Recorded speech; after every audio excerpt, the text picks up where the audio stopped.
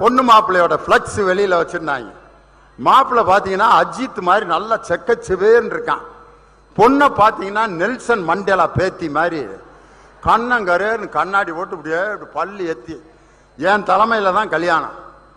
நான் இப்படியே பார்த்துட்டு என்னடா விசாரிச்சா லவ் மேரேஜ். 9 வருஷம் லவ் பண்ணியிருக்கான் அந்த பொண்ணை. எனக்கு ஒரே ஆச்சரியம், இந்த பொண்ணை எப்படா இவனால லவ் பண்ணியிருக்க முடியும்? அவன்கிட்ட கேட்டுருவான் மாப்பிள்ளைட்டு போய் கேட்டே விட்டேன்.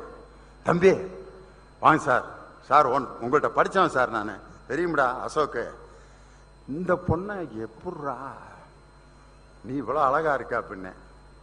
அதுக்கு எனக்கு கன்னத்தில் அரைஞ்ச மாதிரி ஒரு பதில் சொன்னாவன். சார் அவ எனக்கு அழகா இருக்கா சார், உங்களுக்கு அழகா இருக்கணும்னு அவசியம் இல்லை சார், அவள்கிட்ட எது அழகுன்னு எனக்கு தெரியும் சார்ன்னு சொன்னான் பாருங்க.